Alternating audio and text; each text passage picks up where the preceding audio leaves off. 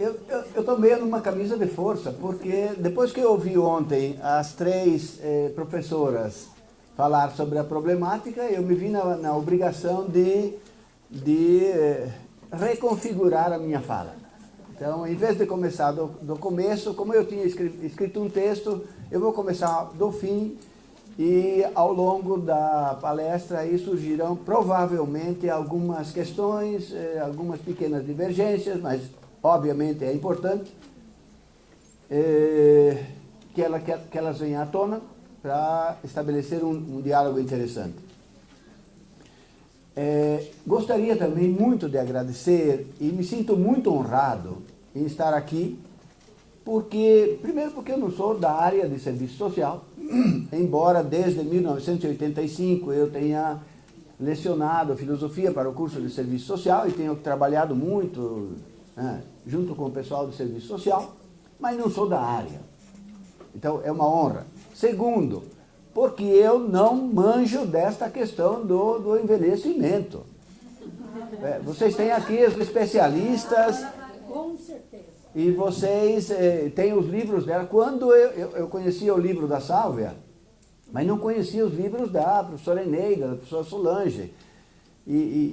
Quando eu olhei o temário, eu falei, está aqui o pessoal especialista, que tem, e não só especialista, e com as quais eu comungo praticamente em 100% daquilo que elas falam. Então, quem sou eu para entrar nesta seara? Bom, não é uma questão de falsa modéstia, não. Eu pretendo contribuir para discutir essa problemática, agregando algumas questões que me parecem importantes. Veja, nas exposições das professoras, e inclusive na conferência realizada pelo professor Manuel agora, certamente foram abordados problemas muito importantes, muito interessantes, e dentro desta perspectiva de uma perspectiva que eu sei que vocês têm, mas eu acho que tem que dizer o nome. Não é apenas de uma perspectiva crítica, porque a palavra crítica hoje é o entendimento é muito diversificado. Então vamos dizer, claramente, é uma perspectiva crítica revolucionária. Porque o que vocês propuseram é uma transformação radical da sociedade. Não é apenas fazer críticas ao capitalismo, não é nenhum socialismo crítico. É uma proposta revolucionária. E eu acho que isso deve ser dito claramente, porque nós estamos num momento da história humana em que não dá mais para esconder as diferenças, não dá para passar mão na cabeça. Os problemas da humanidade hoje são tão graves e que põem em questão a própria existência da humanidade, que nós, especialmente nós como intelectuais, que somos pagos para pensar pelos trabalhadores, temos a obrigação de colocar as coisas em pratos limpos. Bom, mas certamente, então, muitas questões foram abordadas de maneira extremamente competente, e eu gostaria de levantar uma problemática que me parece fundamental e que acho que vai contribuir para ampliar este horizonte. Veja, a maioria dos questionamentos se dirigem ao que o capital está fazendo hoje, né? O que ele vem fazendo e o que está fazendo hoje de maneiras cada vez mais perversas, no sentido econômico, político, social, ideológico, educativo, jurídico, enfim. Você pode alargar isto e você pode falar o dia inteiro sobre as perversidades que o capital, a burguesia, vem fazendo com os trabalhadores. E especialmente se nós nos voltarmos para os trabalhadores em idade avançada, para os trabalhadores. E aqui vou me reportar sempre a um corte muito claro. Não vou tratar de velhos burgueses. Os velhos burgueses, eles têm uma vida boa à custa dos trabalhadores. Então, meu corte fique muito claro. Quando eu vou falar de idosos, de velhos, vou falar de trabalhadores. Então, o que em geral se faz, e acho que ontem elas bateram muito nessa tecla, muito justa, muito importante e muito necessária, mas que também a maioria dos intelectuais de esquerda faz, é olhar para o que o capital está fazendo e denunciar, e criticar, e, enfim, bater firmemente no que o capital está fazendo e nas consequências para a classe trabalhadora. Muitíssimo justo, muitíssimo necessário que se faça isto. Há uma necessidade de compreender todo este processo que o capital vem fazendo contra os trabalhadores e cada vez mais. Mas eu acho que se está deixando de lado um aspecto extremamente importante. E eu venho batendo nisto e não vejo muita repercussão, mas vou continuar batendo. Qual é o problema? É que na luta entre capital e trabalho, há dois contendores. E você não pode olhar só para o lado do capital. É preciso que o trabalho se olhe no espelho e procure dizer o que é que eu fiz para contribuir para que eu esteja nesta situação hoje. Então, rapidamente, qual é a situação de hoje dos trabalhadores? Veja, na luta entre... Eu vou começar só sumarizando o final, depois faço um histórico para responder, pelo menos tentar responder à pergunta: por que é que a classe trabalhadora chegou a esta situação? Qual é a situação atual hoje? A classe trabalhadora, aí tomando a classe trabalhadora no sentido amplo do termo, não só a classe operária, estrito sensu, mas amplamente. A classe trabalhadora hoje está alienada, na sua grande maioria, na média, não vou entrar em detalhes, alienada, acomodada, apassivada, individualizada, quer dizer, todo o trabalho, obviamente tem causas isso, mas é a situação atual. As pessoas estão muito voltadas para o seu interesse imediato, se perdeu grandemente a ideia da luta coletiva, enfim, a classe trabalhadora, em resumo e das contas, perdeu a sua perspectiva revolucionária. Mas isto não quer dizer que ela não esteja lutando. As pessoas estão lutando, estão brigando, estão resistindo, estão tentando, enfim. Mas qual é o tom destas lutas? Ou, no máximo, de resistência, ou até de recuo. O que está acontecendo hoje são perdas, sim, esse desmonte dos direitos sociais. Não é só aqui no Brasil, acho que na Espanha também está acontecendo, na França, nos países mais desenvolvidos. Está acontecendo tudo isto. O capital avançou, né, tratorando, né, todas as conquistas, todos os direitos, enfim. Depois vamos entender por que ele faz isto e quais as consequências. Mas o fato é este. A classe trabalhadora não está conseguindo recuperar o seu horizonte próprio, que é um horizonte para além do capital.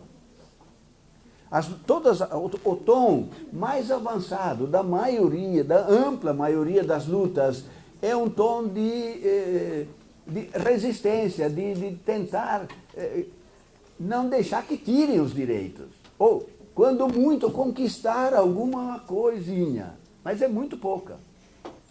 E, na maioria das vezes, é perda mesmo, é perda. Agora, toda essa legislação trabalhista que foi, né, isso é perda. A classe trabalhadora, pegando aqui no Brasil, não conseguiu resistir. Isto é uma coisa real. E, obviamente, se a classe que está trabalhando, a classe ainda jovem, está sofrendo isso, vocês imaginem o que significa para os trabalhadores velhos, idosos, que são descartáveis. O capital não se interessa por pessoas, se interessa por uma mercadoria chamada força de trabalho. Se você não tem essa força de trabalho, para o capital não interessa. Você é descartável. Esta é a situação real. Mas a pergunta é agora, como é que nós chegamos, vamos nos incluir como trabalhadores, como é que a classe trabalhadora chegou a esta situação miserável? Porque ela não esteve sempre nessa situação. houve um grande momento da metade do século XIX, quando começou esta luta entre capital e trabalho, quando o capital se tornou a forma dominante da produção e foi se disseminando. Então, quando começou essa luta entre capital e trabalho, no século XIX, até mais ou menos metade do século XX, um pouco menos de metade do século XX, o horizonte da superação do capitalismo, da construção de uma sociedade comunista, da superação de toda a desigualdade social, era algo que fazia parte do ideário dos trabalhadores. Claro que com muitas diferenças no entendimento disto, mas era algo muito, muito divulgado, muito disseminado. A revolução, a ideia de revolução, como uma ideia de eliminação pela raiz desta ordem social e construir outra. Veja, a Comuna de Paris, a Revolução Russa, a Revolução Chinesa, a Revolução Cubana, enfim, todas essas tentativas revolucionárias eram resultado também de um caldo ideológico que colocava como horizonte muito claro. Por que fracassaram é outra questão, mas isto, eu quero dizer, este nível estava muito lá em cima, agora nós estamos lá embaixo. Agora realmente estamos no fundo do poço, a gente não está, porque provavelmente vai ter mais fundo ainda. Mas isto é muito grave. Então, o que é que aconteceu?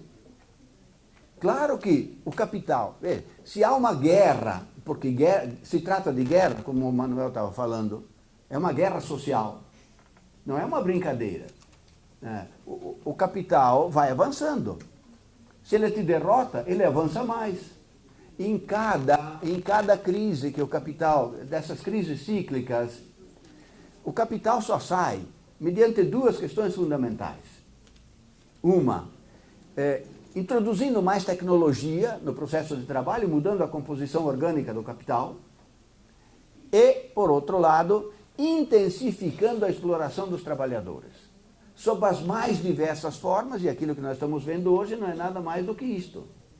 O capital está tentando, enfrentando a sua crise, despejando sobre as costas dos trabalhadores todas as desgraças, porque ele precisa disto para recuperar a sua taxa de lucro. Mas o capital faz o que é da natureza dele. Não vou dizer palavrões, mas eu fico muito irado quando ouço um bando de gente de esquerda só criticando o capital. É porque o Temer está fazendo isso, porque o judiciário está fazendo isso. A burguesia, gente. Você quer que a burguesia seja boazinha? Quer que a burguesia seja mais humanitária? Em situação de crise? É você pedir o impossível. Está na hora de a gente olhar para nós, ou seja, para a classe trabalhadora. O que aconteceu ao longo deste processo para que cheguemos nessa situação em que não conseguimos resistir aos ataques brutais do capital e estejamos divididos, apassivados. É uma coisa tão trágica. Quando passou agora essa reforma, contra a reforma trabalhista, não teve manifestação nenhuma aqui no Brasil, gente. É alguma coisa assim estratosfericamente trágica. Tem que ter explicação, nós temos que buscar explicação para isto. Então eu vou agora fazer um pequeno excurso histórico para tentar entender isso. Mas, como eu costumo fazer, gostaria de citar alguns livros que me ajudaram e poderão ajudar outros a compreender e questionar o que eu estou dizendo, enfim. Primeiro livrinho, um livrinho, pouquinhas páginas, que se chama Para Além do Capital, do Messaros. Fundamental. Não adianta dizer é grande porque os problemas são muito maiores. Então, se você não diz, eu não tenho tempo para isso, certamente você tem tempo para ler muitas outras porcarias, muitas outras coisas de inferior qualidade. Então, por favor, quer entender a coisa, faça as suas prioridades. Não quer entender, não diga que quer. Desculpem a franqueza. O segundo livro, também muito importante, é menor e é do Fernando Claudin. Lo conheces? A crise do movimento comunista. Muito importante, muito interessante, com a tese final, central um pouco discutível, mas enfim, ele dá uma contribuição muito interessante para compreender por que nós chegamos a esta situação.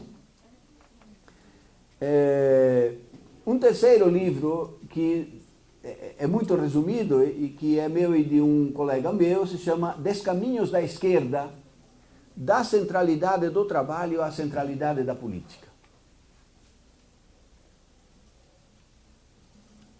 E há outros livros. Esse livro provavelmente está esgotado, né? É feito just in time também. É eu e Adriano Nascimento. Meu e de um amigo meu.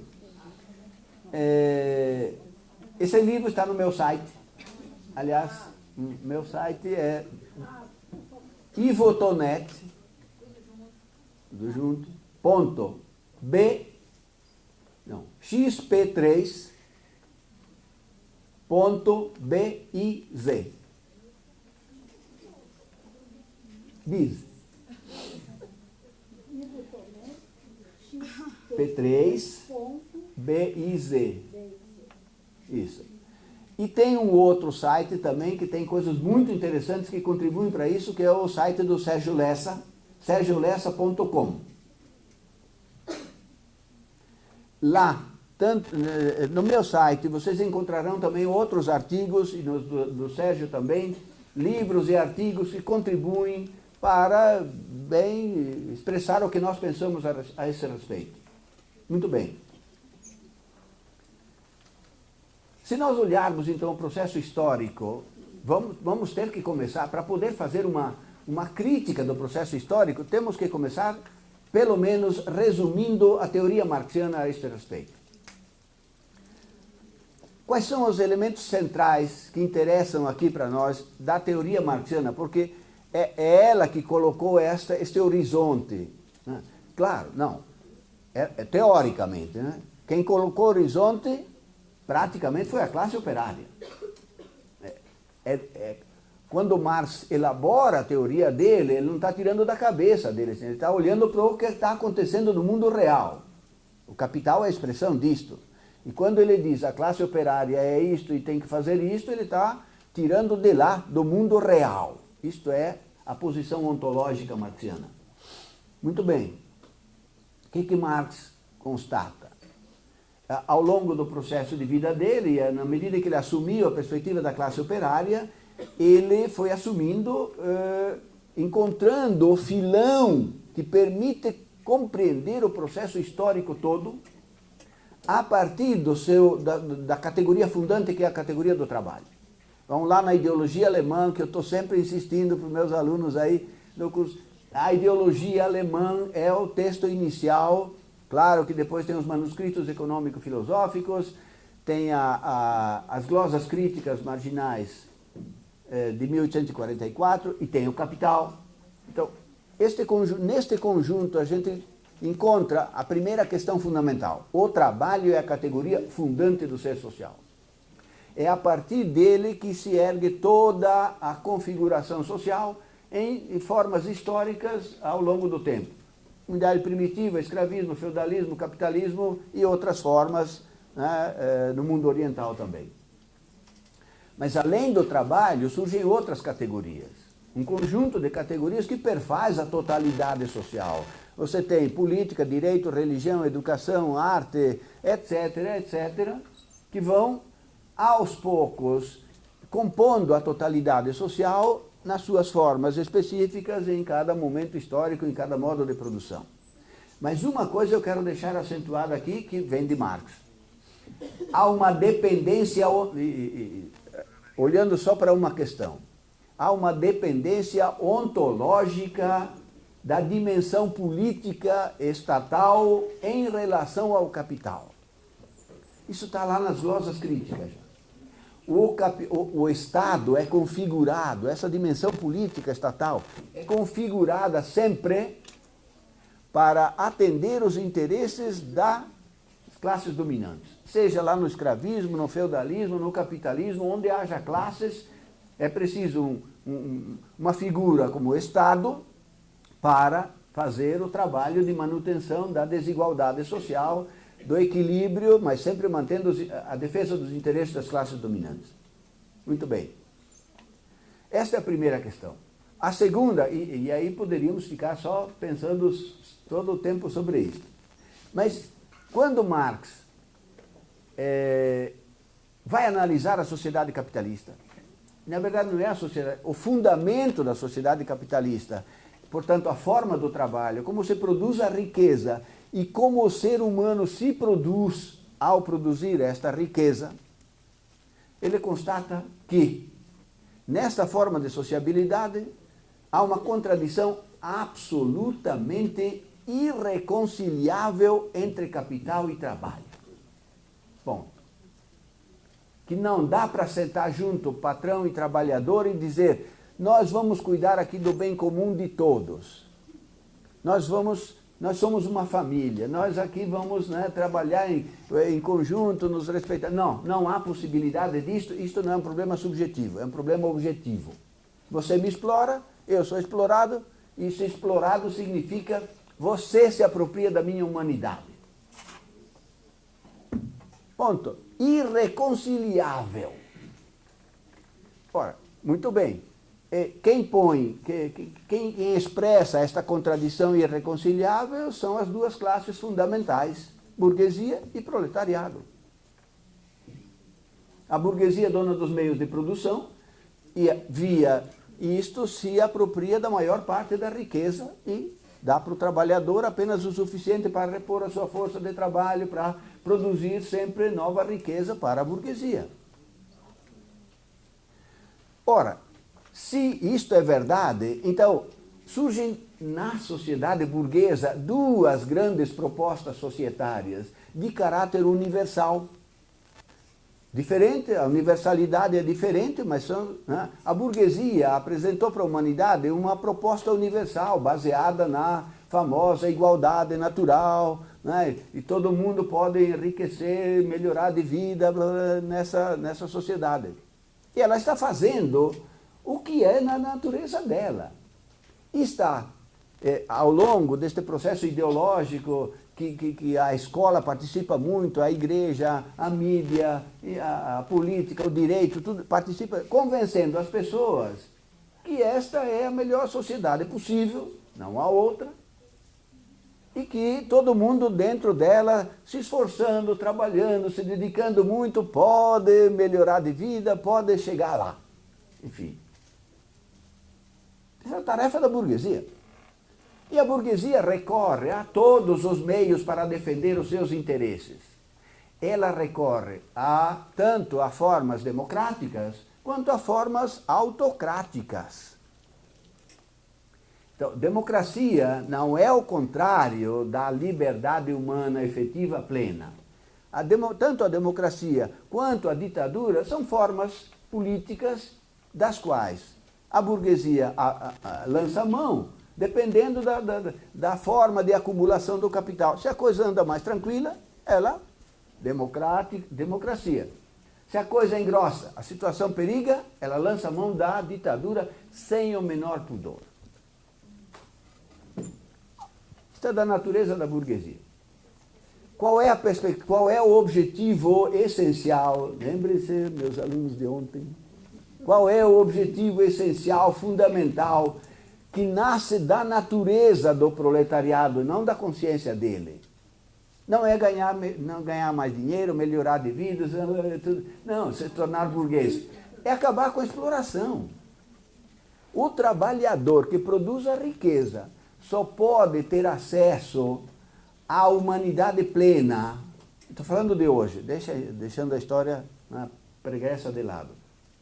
O indivíduo, o trabalhador, para poder ser plenamente membro do gênero humano, ele tem que ter acesso à riqueza material e espiritual, cultural, que faz parte do patrimônio hoje da humanidade.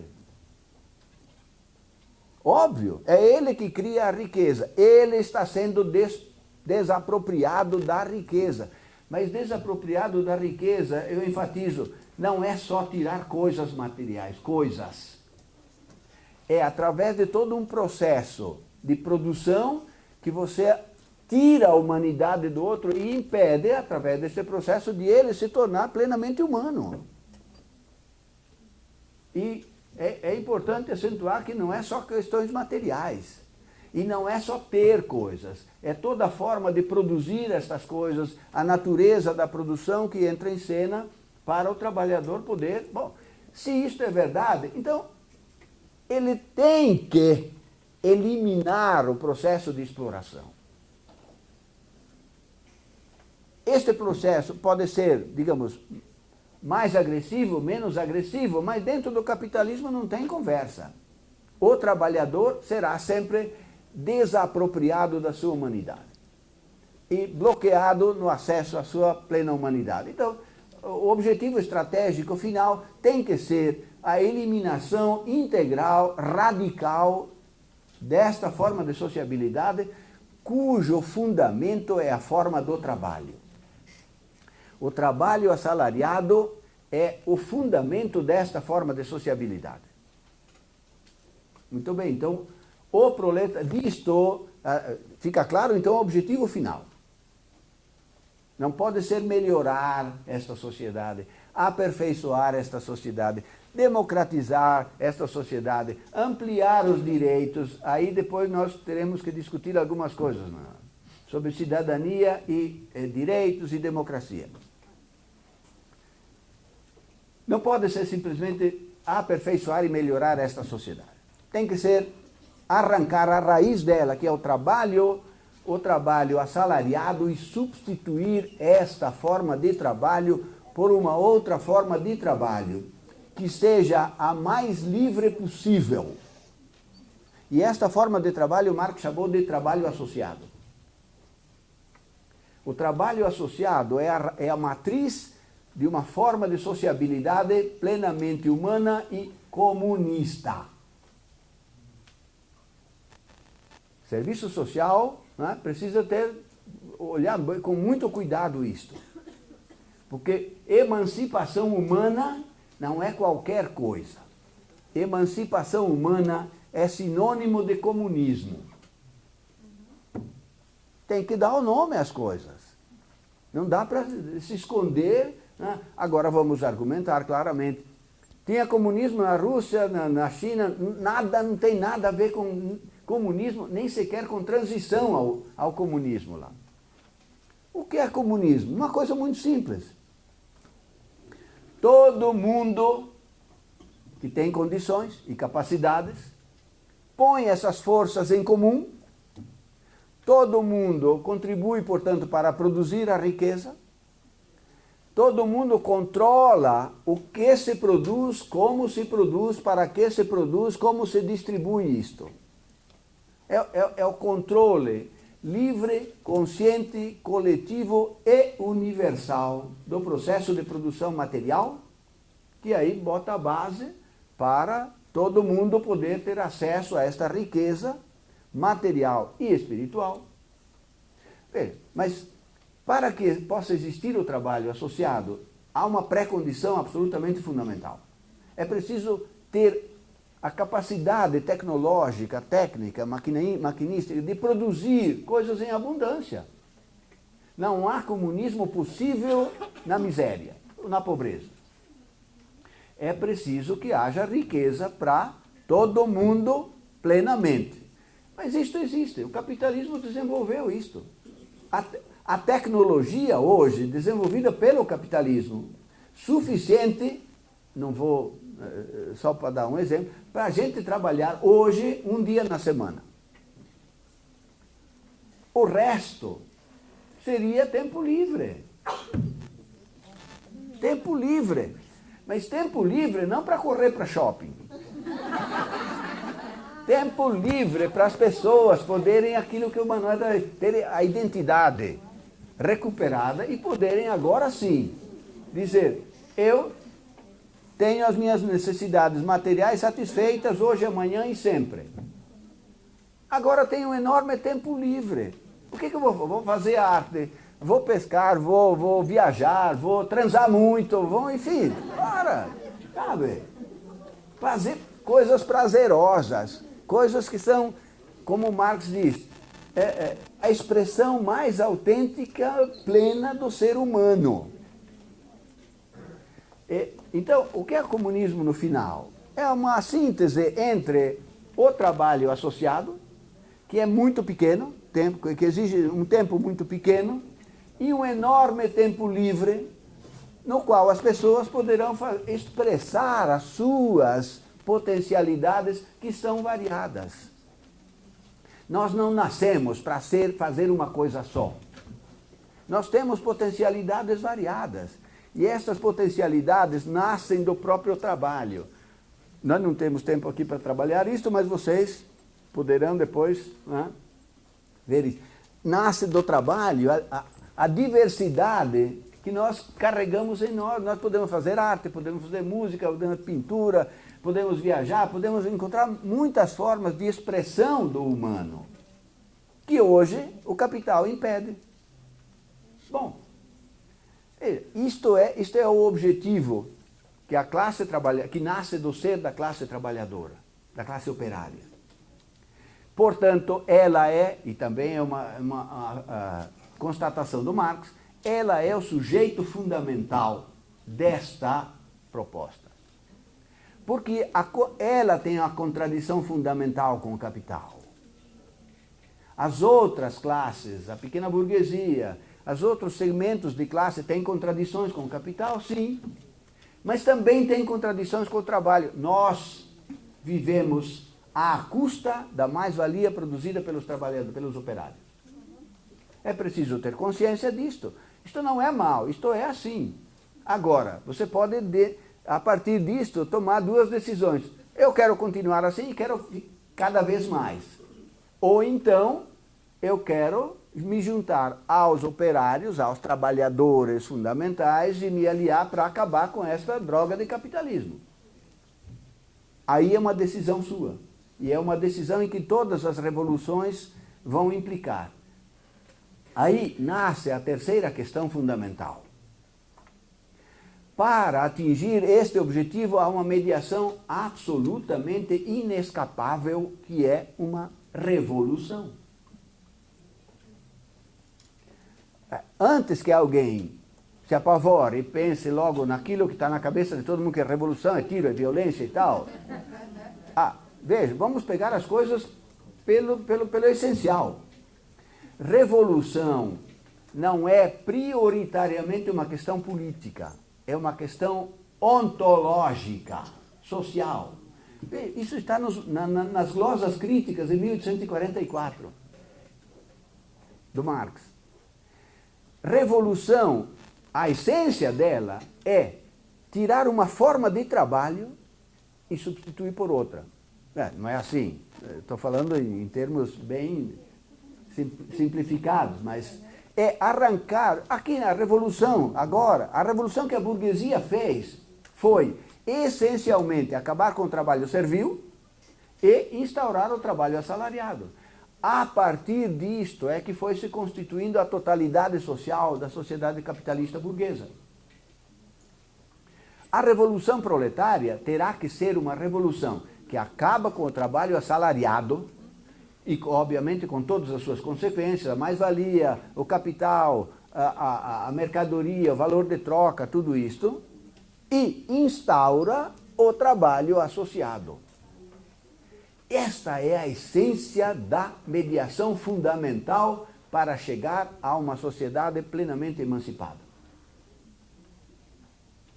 Como vai fazer, quem vai, isso é outra questão, mas esta coisa deve ficar muito clara.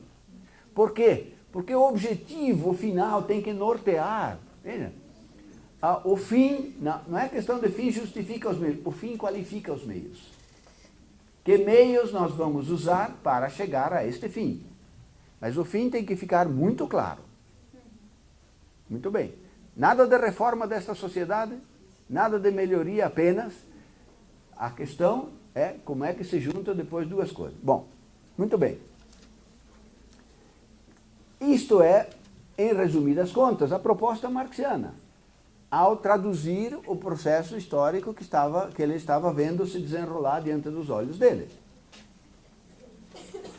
O que aconteceu de lá para cá? Isso é o horizonte revolucionário. O que aconteceu? Aí acontece toda a luta entre capital e trabalho. E aí acontecimentos os mais diversos, nas mais diversos setores. Mas quero pegar apenas 2 caminhos que contribuíram para levar-nos à situação em que estamos hoje. O primeiro caminho é o caminho reformista. É o caminho que começa já em vida do Marx, na segunda metade do século XIX, quando a social-democracia alemã, por uma série de circunstâncias históricas que vocês poderão encontrar nos livros, chega à conclusão de que não é preciso fazer uma revolução. É possível conquistar o Estado, conquistar o aparelho de Estado, já que a classe trabalhadora é em maior número, e já que os monopólios pareciam sinalizar para a socialização, então não precisa, basta a gente tomar o Estado e, através do Estado, fazer as transformações sociais que levem ao socialismo. Esta é, em resumidas contas, a proposta reformista no sentido mais geral do termo. É um processo evolutivo, não revolutivo. Não é revolução, é evolução. Bom, esta proposta reformista já foi derrotada na Alemanha, naquela ocasião, mas ela voltou a se pôr sob N outras formas, né? Depois da Primeira Guerra, depois da Segunda Guerra, né? No chamado Estado de Bem-Estar Social, na social-democracia moderna, nas formas do chamado socialismo, até chegar às formas socialistas democráticas atuais. Esta via teve inúmeras formas, mas é sempre o batido. Vamos conquistar, né, paulatinamente o Estado e aí através dele a gente faz. Mas no começo do século, aliás, na Comuna de Paris já apareceu uma outra via que seria uma via revolucionária. A Comuna de Paris durou 1 mês e pouco. Obviamente sinalizou algumas coisas importantes, mas não tinha a menor condição, inclusive pelo desenvolvimento ainda muito recente do capitalismo, etc. Não deu, não podia dar. Na virada do século XX, do século XIX para o século XX, acontece a Revolução Russa.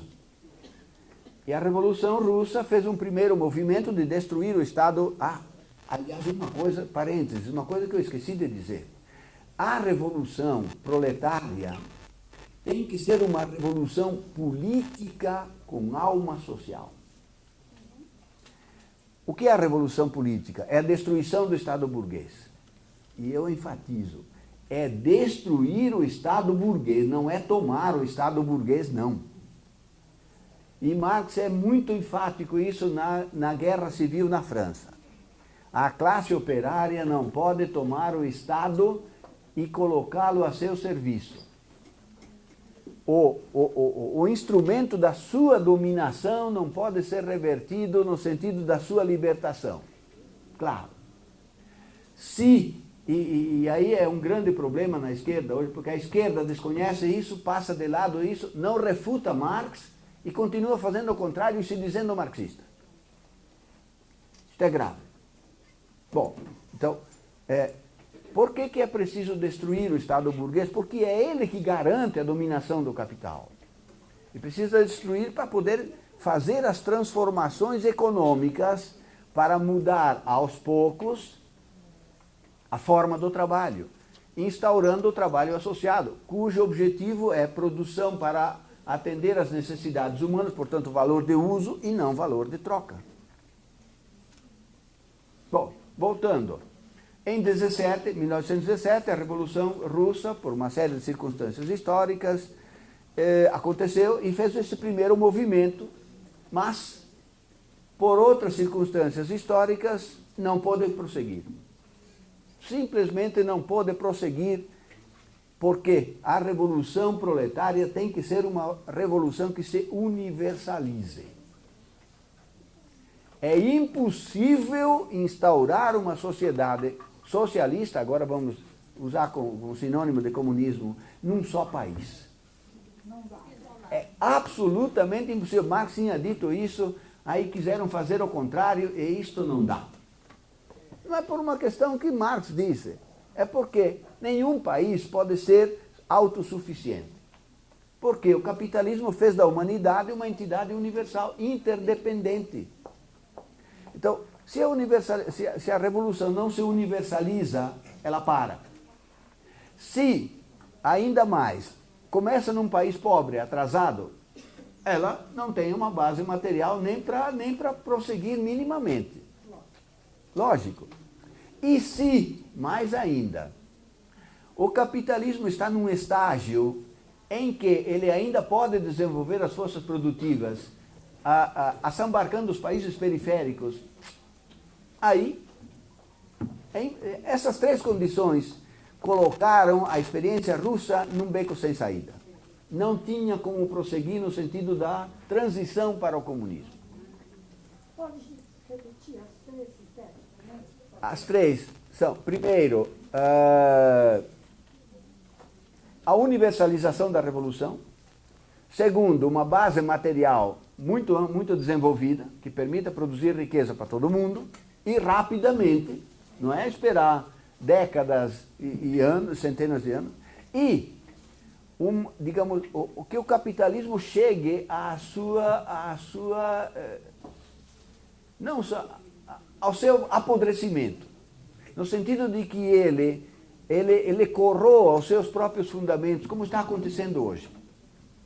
Que ele não tenha mais como se expandir, né, de alguma maneira, aumentando sua taxa de lucro sempre e com isso melhorando a vida um pouco da humanidade. Ele tem que chegar num momento que era o que o Lenin achava.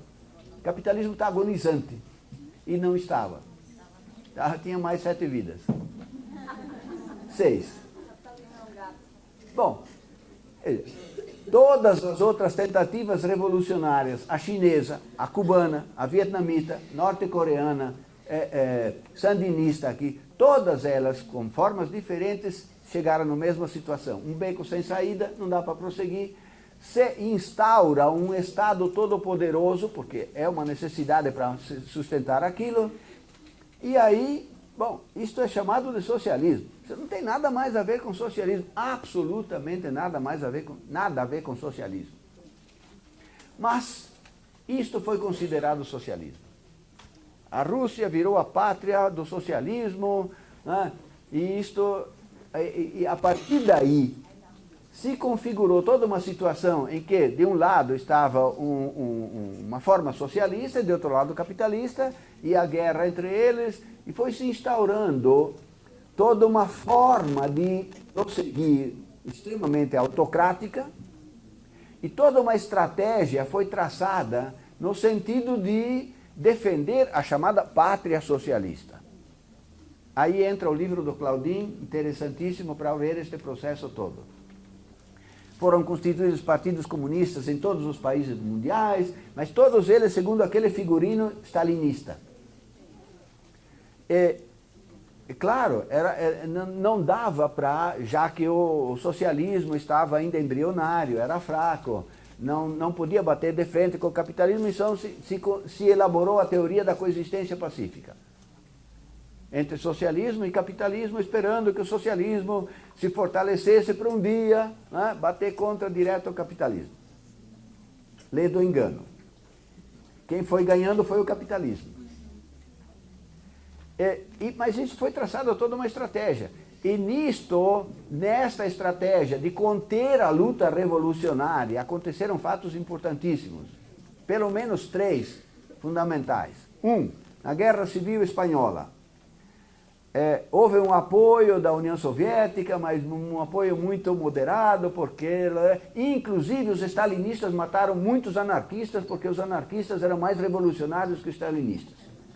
Tem que se dizer isto, não é, Manuel?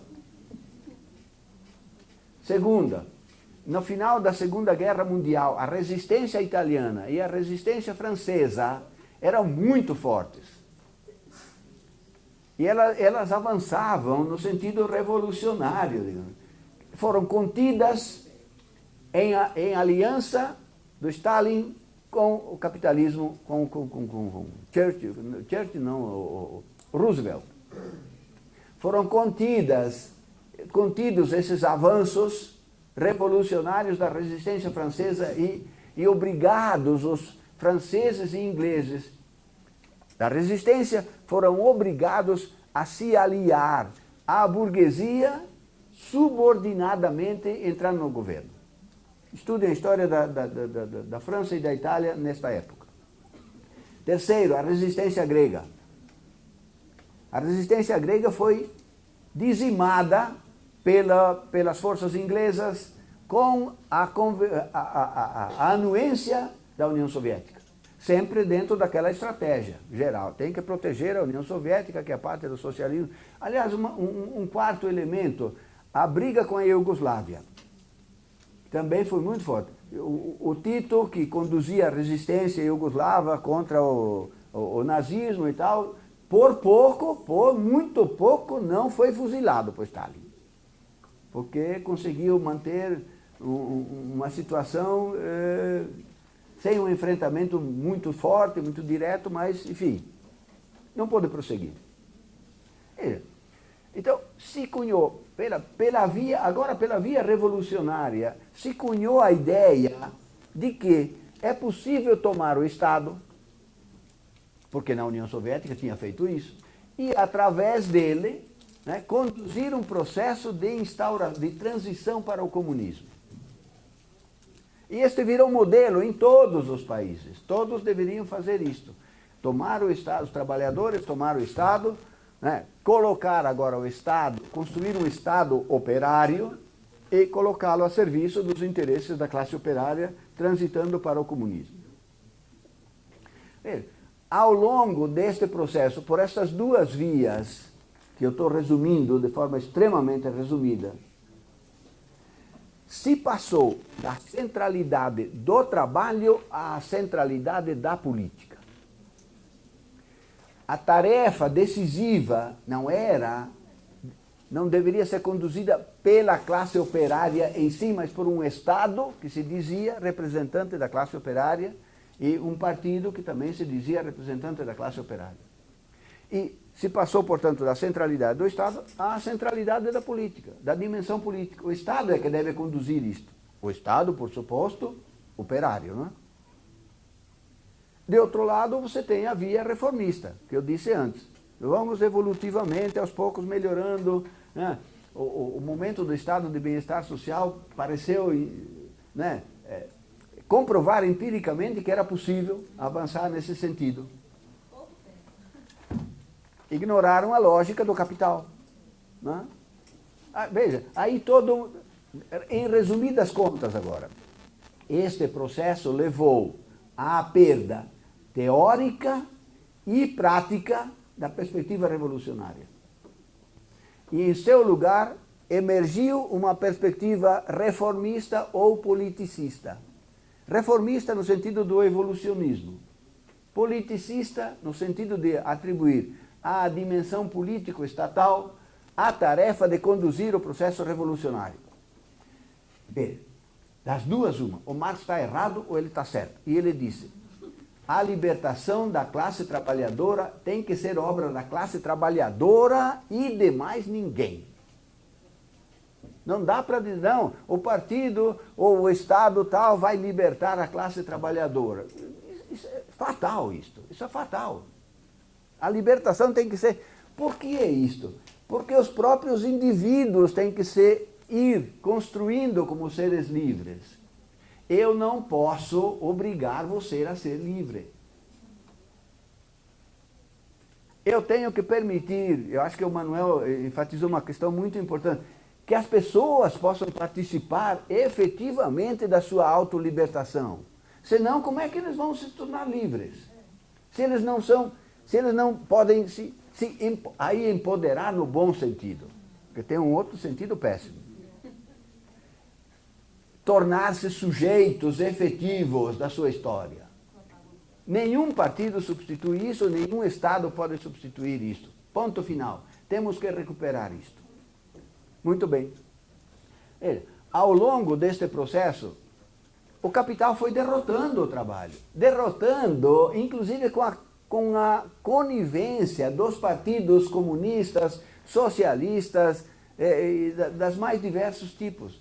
E, inclusive, com a conivência do sindicalismo. Não só a aristocracia operária, que é uma faixa pequena, mas que se torna aliada da burguesia. Mas o conjunto do sindicalismo entrou nesta de frear as lutas dos trabalhadores em vista daquela estratégia e, aos poucos, a classe... Claro que, na medida em que o capital avança, a classe trabalhadora vai sofrendo transformações profundas no próprio ser dela. E foi o que aconteceu ao longo deste processo. Toda a reestruturação produtiva que o capital impôs levou a uma reconfiguração profunda dos trabalhadores, da classe trabalhadora. E hoje a privatização, a terceirização, o subemprego, enfim, o desemprego em grande... Tudo isto reflete profundamente no ser da classe trabalhadora. Mas ela, ao longo dessas lutas, também foi educada e foi se educando com a direção e a grande conivência dos partidos ditos de esquerda e da mais ampla maioria do sindicalismo, portanto das organizações típicas da classe trabalhadora, foi se educando no sentido de lutar com o capital e com o Estado, e não contra o capital e contra o Estado. Veja, são duas palavrinhas que fazem toda a diferença. Eu luto contra você, que é o capital, com você. Então eu conquisto coisas, às vezes você me derrota e tal, mas nós não queremos nos destruir. Tá. Isso é lutar com. Mas lutar contra significa que um dos dois tem que sumir, tem que desaparecer. Eu quero que você morra. Eu quero que você se acabe. Mas para isto você tem que tem que ter uma teorização que sustente isto. Que sustente a possibilidade da emancipação humana e sustente a necessidade da revolução e de você como sujeito fundamental deste processo. Bom, aconteceu e por isso que nós estamos nesta situação. A classe trabalhadora hoje, voltando àquela colocação inicial, a classe trabalhadora desnorteada teoricamente, a classe trabalhadora profundamente apassivada, desorganizada, alienada, claro, todo este processo de derrotas teóricas e práticas levaram a classe trabalhadora a hoje está completamente perdida. Estou pintando o quadro muito escuro? Não acho não. Não acho não. E nós temos a obrigação de ver a realidade como ela é. A meu juízo, esta parte que eu estou enfatizando precisa ser conectada com tudo o que vocês disseram ontem. Eu sei que vocês, digamos, pensam nesta direção, mas eu acho que tem que voltar a enfatizar todo este processo de a classe operária, e através dos seus teóricos, e ela voltar a olhar também o que aconteceu com ela e o que ela contribuiu para chegar nesta situação. Porque também a culpa é nossa. Nossa no sentido dos trabalhadores. Na medida em que a gente recupera isto, então, espera aí, cometemos um monte de erros, vamos retomar a perspectiva revolucionária. Claro que esta situação toda é trágica para os trabalhadores que ainda têm emprego, para os que, quem sabe, possibilitem ter emprego ainda, terem trabalho nesta sociedade. Mas imaginem para quem é trabalhador, sobretudo nos países periféricos, mas já também nos países centrais, que é descartável. Porque na crise atual, o capital investe cada vez mais tecnologia, portanto trabalho morto e menos trabalho vivo. E volto a dizer para o capital, se você não tem uma mercadoria que valha para ele e da qual ele precise, você não existe. Você no máximo é objeto de caridade, você no máximo de assistência social no pior sentido. Afinal de contas tem que cuidar dos velhinhos, eles têm que também, não dá para deixar morrer à toa demais, assim, porque isso é agressivo demais. Mas isto é o rebotalho para o capital, os velhinhos ou são empoderados no sentido, aí vem a ideologia do empoderamento. Ah, não, os velhinhos também têm que ser ativos, não pode ficar dentro de casa simplesmente choramingando. Vai à luta, vai dançar, vai viajar, vai. De novo, o capital captura o pouco que os velhinhos têm para a sua autorreprodução. Né? Vai fazer comprinhas, vai se... O baile da terceira idade. O baile da terceira idade, vai se juntar com os amigos para jogar bote. Lá na Santa Catarina se joga bote, aquelas, né? Então, enfim, há N formas desse empoderamento dos velhinhos. Mas há um pouco que aí eu queria ver se concordamos ou não. Eu acho que não basta a resistência, não basta a luta e a resistência. Só para finalizar, porque não tem mais tempo. Eu acho que a gente precisa encontrar a fórmula. Eu não tenho fórmula, não tenho receita, mas é preciso buscar isto. Se é verdade que a classe operária é o sujeito fundamental, então há idosos da classe operária e há idosos de outros segmentos de trabalhadores. É preciso juntar todos eles sob a direção da classe operária. Então, essas lutas todas de resistência e outras são lutas parciais. São lutas que, na sua natureza própria, estão dentro do conceito de emancipação política. São lutas por direitos. São lutas por políticas públicas mais universalizantes, absolutamente justas e necessárias, porque as pessoas lutam por isso mesmo. Mas elas são insuficientes. E o fato é empírico. Essas lutas não estão conseguindo resistir. A gente está sendo derrotado cotidianamente.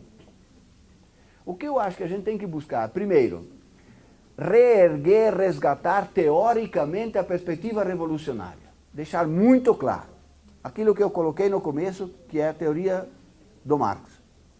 Este é o objetivo, este é o horizonte. Não sei se vamos conseguir, mas este tem que ser o objetivo. Não podemos nos conformar com ser menos explorados. Ou, pior, não podemos nos conformar em sermos cada vez mais explorados. Portanto, olha, resgatar isto é um negócio complicado, seríssimo, porque você tem que combater o conservadorismo, o irracionalismo, o pós-modernismo, o ecletismo, o pluralismo metodológico, ou um bando de coisa que tem que combater mesmo, mas que predomina, inclusive dentro das universidades hoje, amplissimamente. Este combate é fundamental. Mas além disso, tem que combater todo o reformismo.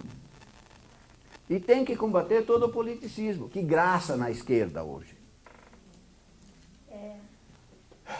É um trabalho hercúleo, mas tem que ser feito.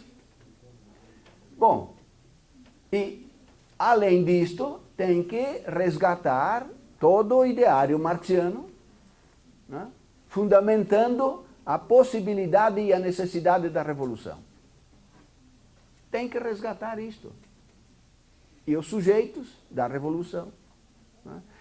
Aí que eu vejo. Eu acho que todas as lutas parciais, que são legítimas, justas e necessárias, têm que, de alguma maneira, ser articuladas com esta luta mais ampla e universalizante. Senão, elas se perdem. E eu acho que é um grande desafio hoje para toda a esquerda, mas aqui refiro mais ao serviço social, resgatar isto. Não basta falar em resistência no sentido generalizado, não basta falar em lutas parciais, no sentido... É preciso, todas essas lutas sim têm que ser desenvolvidas e tem que criar novas formas, mas elas têm que ser nucleadas pela luta da classe operária que aponta para um horizonte de superação do capital. E a ideologia? Bom, mas não é... Veja, Mas o com, combate... com tudo isto, nós estamos criando uma ideologia verdadeira. Ideologia não é falsa consciência. Mas para combater a ideologia, o que fazer com os meios de comunicação? Querida, os meios de comunicação... Não é, veja, você tem que combater não só os meios de comunicação, tem que combater a escola. Tem que combater a universidade. Nós temos que trabalhar contra a escola, contra a universidade, contra tudo e contra todos. Bom, não é invenção minha isto. Então vamos à luta. Somos poucos hoje, amanhã seremos mais. Sim? Porque a história não é a repetição do hoje. A história avança, recua, sobe, desce, e nós temos que... O que nós temos que ter é clareza das coisas. Aí, juntando essas lutas que devem ser desenvolvidas, mas norteando-as pela perspectiva revolucionária, eu acho que essa é a questão.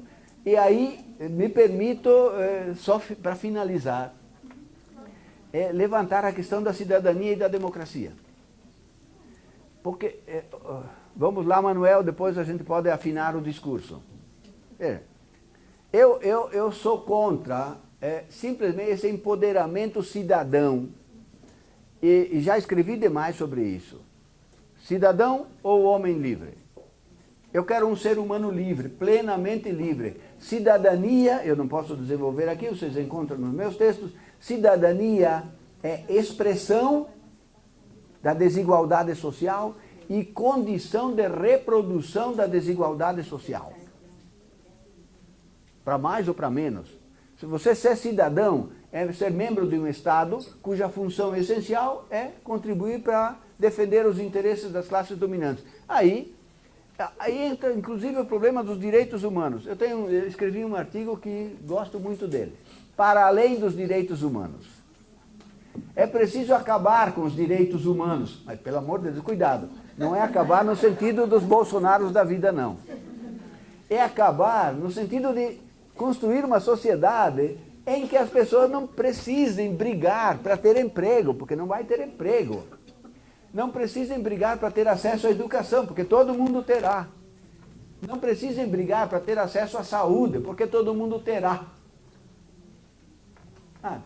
Então, para além do capital, estamos para além dos direitos humanos. Eu também acho que isso deve ficar claro. Não confundir cidadania com emancipação humana. E nem democracia. Porque existe democracia porque há concorrência dentro do capitalismo.